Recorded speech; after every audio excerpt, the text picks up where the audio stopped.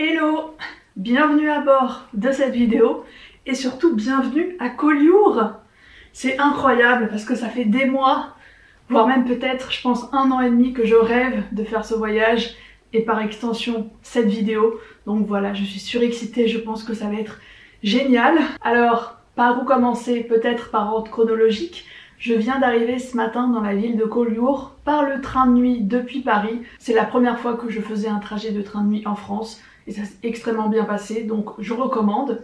Et alors, effectivement, je ne connais pas du tout Collioure, je ne connais pas du tout cette région, mais pour autant, je ne suis pas du tout là par hasard. Et franchement, ça tombe à pic qu'une des seules lignes de train de nuit qui existe encore en France relie Paris à Collioure parce que c'est une destination très importante dans mon cœur et je vais vous expliquer pourquoi. En réalité, c'est lié à la vie de Matisse et si vous ne connaissez pas son œuvre, ni Collioure, ni le fauvisme, bah surtout restez ici parce que justement l'intérêt c'est de découvrir tout ça ensemble.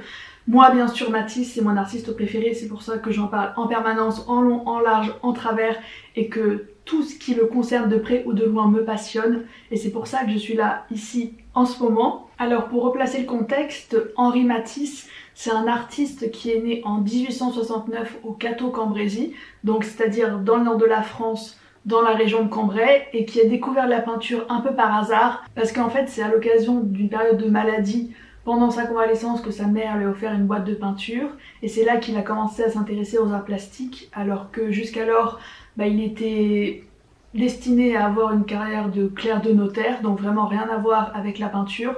Et au départ, bien sûr, il imitait les grands maîtres, voilà, il allait au Louvre pour regarder les toiles, pour reproduire les coups de pinceau, les différents styles, les techniques artistiques. Il s'est intéressé à l'impressionnisme, et voilà, au début du XXe siècle, dans les années 1900, 1901, etc., il faisait des toiles qui étaient somme toute assez semblables à d'autres tableaux qu'on pouvait voir dans le courant impressionnisme. Voilà, c'était vraiment typiquement les touches de couleur avec des ombres, de la perspective, rien qui le distinguait particulièrement d'autres artistes franchement. Et en 1905 tout va changer puisque après avoir passé des séjours successifs sur la Côte d'Azur au bord de la Méditerranée, il commence à découvrir la lumière du sud, voilà, qui contraste forcément énormément avec ce dont il a l'habitude au Cateau-Cambrésis. Et par la suite, Paul Signac va lui suggérer de visiter Collioure au sud de la France, mais de l'autre côté pour le coup de la Méditerranée.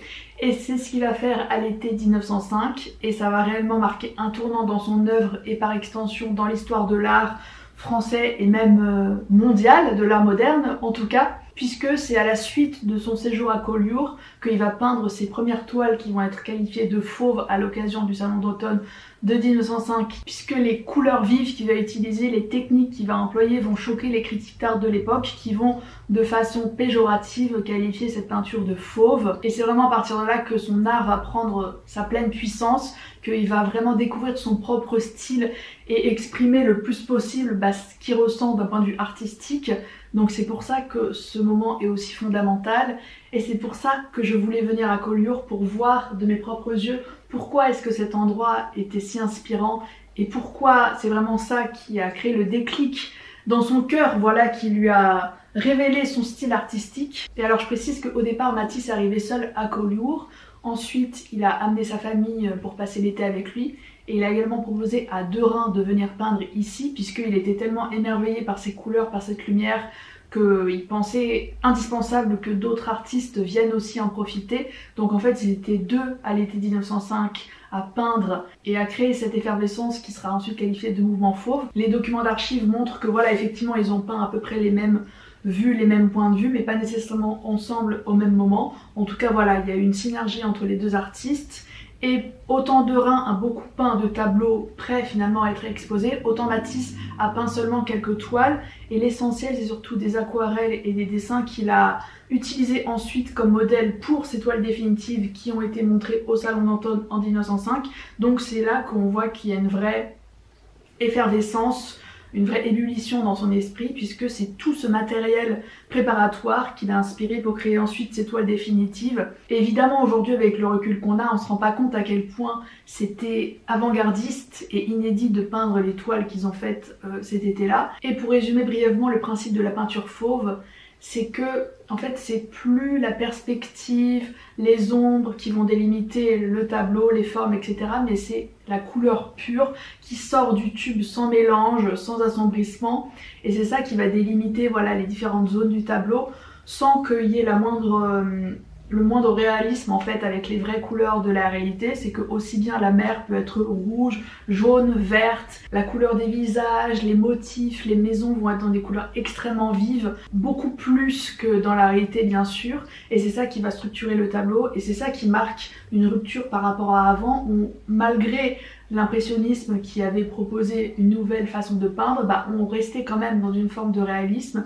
C'est que les couleurs étaient fidèles à la réalité, les peintres essayaient quand même de reproduire à peu près la vue qu'ils avaient mais avec une méthode nouvelle, alors que là l'idée c'est plus tellement de peindre de façon réaliste mais c'est de retranscrire une émotion à travers la couleur. Voilà, je me suis parée de mes habits d'été, je pense que je suis prête pour partir pour faire cette balade. Et alors ce qui est génial c'est que la fenêtre de ma chambre avec la balustrade en fer forgé qui donne sur les façades colorées du village, c'est vraiment typiquement un point de vue de Matisse qu'on retrouve dans beaucoup de tableaux, que ce soit à Collioure ou particulièrement à Nice. Voilà, il y a beaucoup d'intérieur avec une fenêtre qui donne sur l'extérieur et avec les couleurs locales.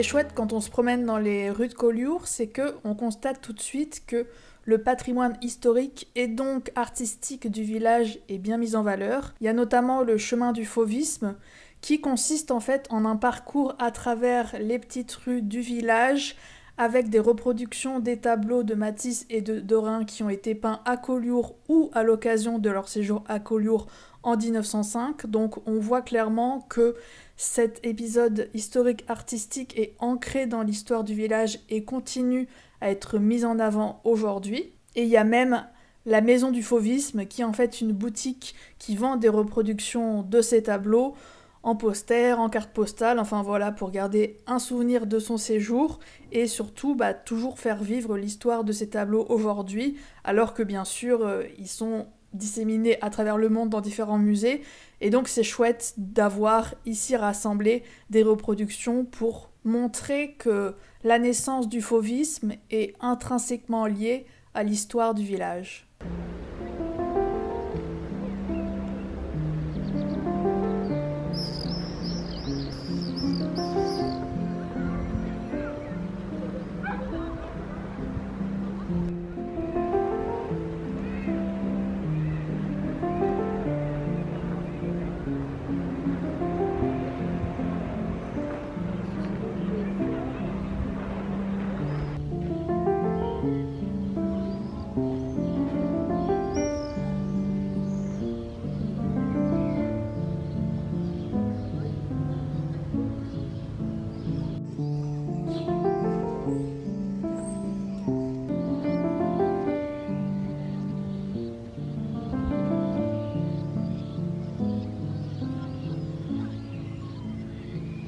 Alors aujourd'hui, nouvelle journée, nouveau programme.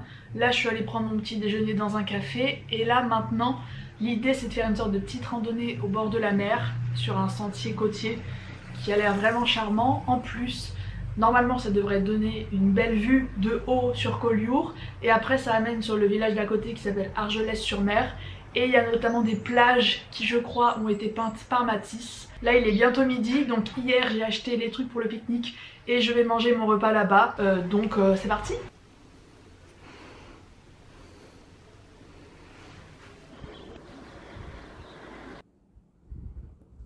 Voilà, nous normalement on va là-bas. Si je trouve le chemin qui y mène. Rien n'est moins sûr. Je crois qu'on fait pas plus touriste que ça. C'est absolument optimal.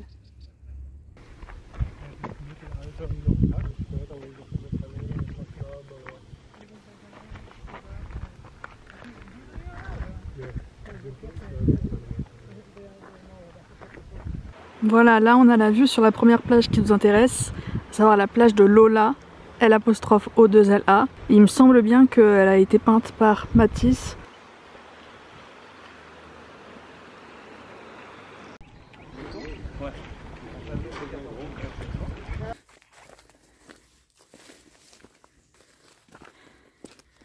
Là on a carrément changé d'environnement.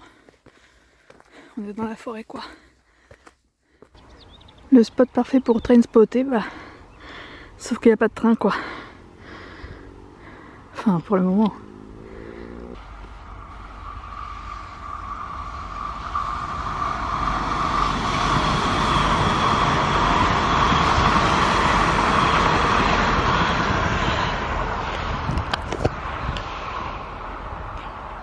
C'est dans la boîte.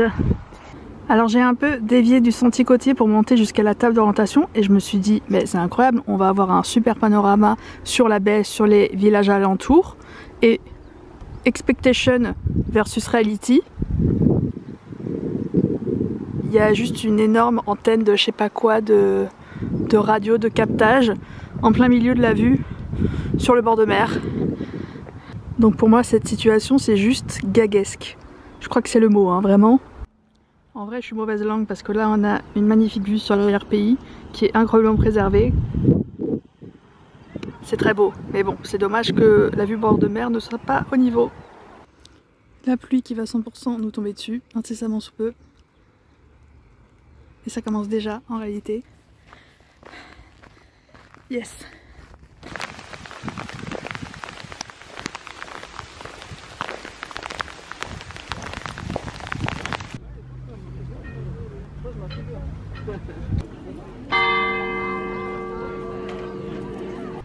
Alors le programme d'aujourd'hui ça va être d'essayer de retrouver d'autres points de vue des toiles de Matisse de l'autre côté du village et de la baie, parce que je sais qu'il y a 2 ou 3 toiles, je pense que je devrais à peu près pouvoir me remettre au même endroit pour avoir le même point de vue.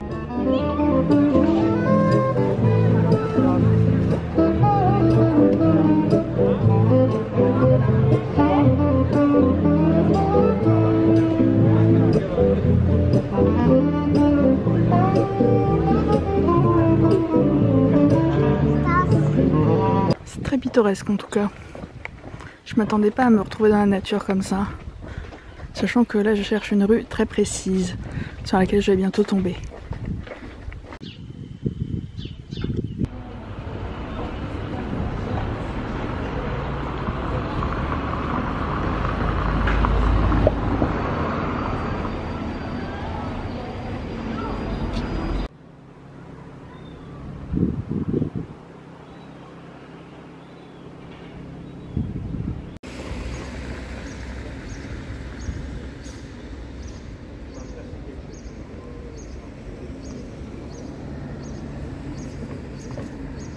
Alors en ce moment il pleut, en tout cas le temps est très changeant.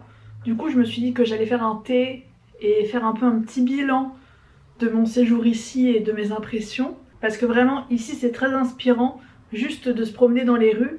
Il y a plein d'endroits qui sont vraiment des compositions de tableaux et qui ne demandent qu'à être peintes. C'est vraiment assez incroyable. Entre les couleurs des façades, les fleurs de toutes les couleurs, les feuilles des arbres, parfois il y a des petits détails de décor, de la faïence, des petits carreaux. Aussi avec la météo changeante, ça fait que par exemple en fin de journée, on peut avoir d'un coup le soleil qui perce à travers les nuages et qui illumine une partie du village et qui apporte d'un coup plein de lumière, plein de couleurs sur tout un petit carré. Donc vraiment c'est très photographique, très inspirant, et je pense que c'est notamment ça qui a poussé Matisse à donner autant d'importance à la couleur, parce que déjà de base on a un cadre, un paysage qui est très coloré, qui est vraiment délimité par les différentes teintes.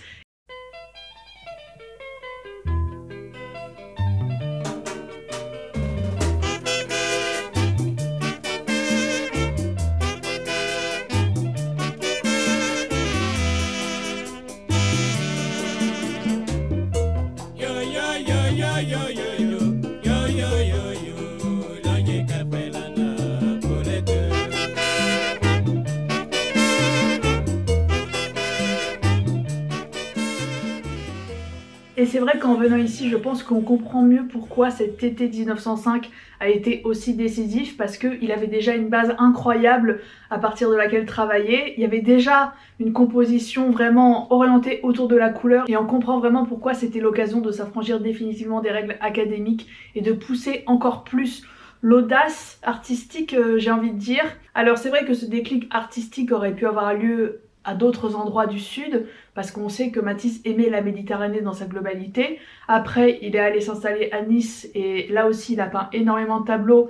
Et il disait que vraiment, en voyant cette lumière du sud, il se sentait attiré et il savait qu'il ne pourrait plus jamais quitter cet endroit tellement il est inspirant. C'est vrai que je trouve que les façades colorées, ça ressemble pas mal à ce qu'on peut voir sur la Côte d'Azur, notamment à Menton.